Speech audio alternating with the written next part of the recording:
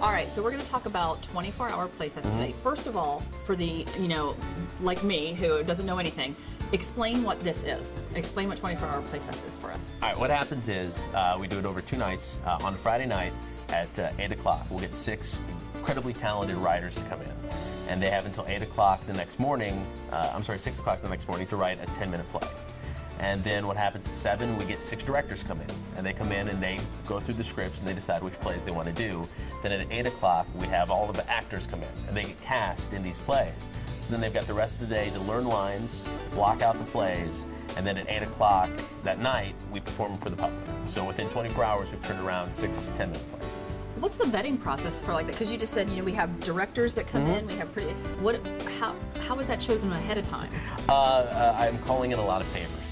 Emails, Facebook, and just sharing things if anybody's interested. I mean, the good thing about Savannah is there's a big theater community, and it's very supportive, and a lot of people have really responded and want to be part of it, so it's been good. Okay, so you're the creative control this year, but you've been involved with it the last few years. Take us through, say, last year and what the experience was like. Okay, I mean, it's interesting because you get in there and you're given a theme as to what your play is going to be about.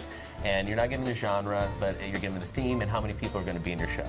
And prior to that, you have no idea what you're going to write. So then you're just staring at a blank computer screen trying to come up with something that will hopefully entertain people. So the stress and pressure of it can get to you very quickly. First year I did it, it took me the entire time to bust out a play.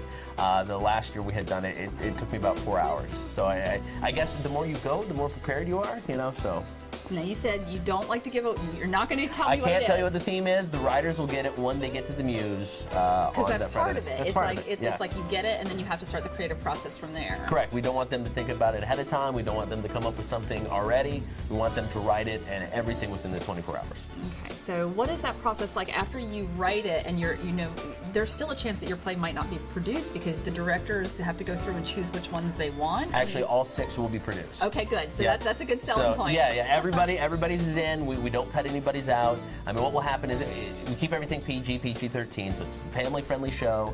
So before we release the writers, once they're done, we'll go through the script, make sure everything looks okay, see if there's changes that need to be made, and then that's the finished product that the directors will get the next morning. So you're looking for directors, writers, and actors if people want to be involved.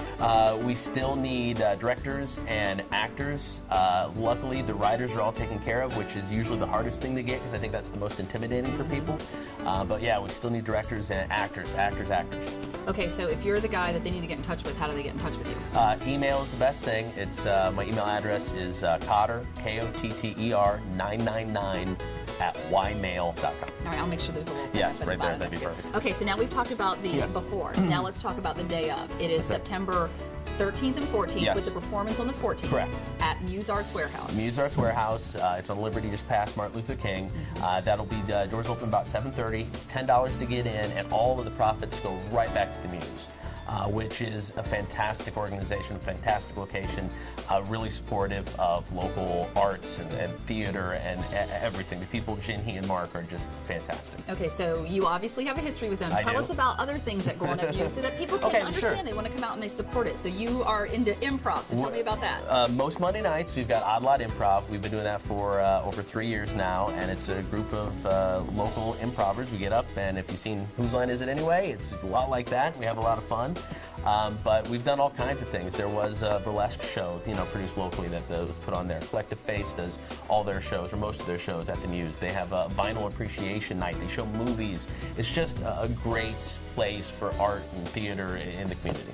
And one of the things that I found out is that you can actually rent the venue if you want to. So if you have something going on, you want to show a movie, you want to do something. So it is one of those things that it might be Savannah's best kept secret, but we don't want to keep it that way. We don't. It's such a great location. All right. So 24-hour Playfest, September 13th and 14th, Correct. Muse Arts Warehouse. Yes. And say that email address one more time. Cotter, Kotter 999 at ymail.com. All right, Keith. Thanks. Thank you.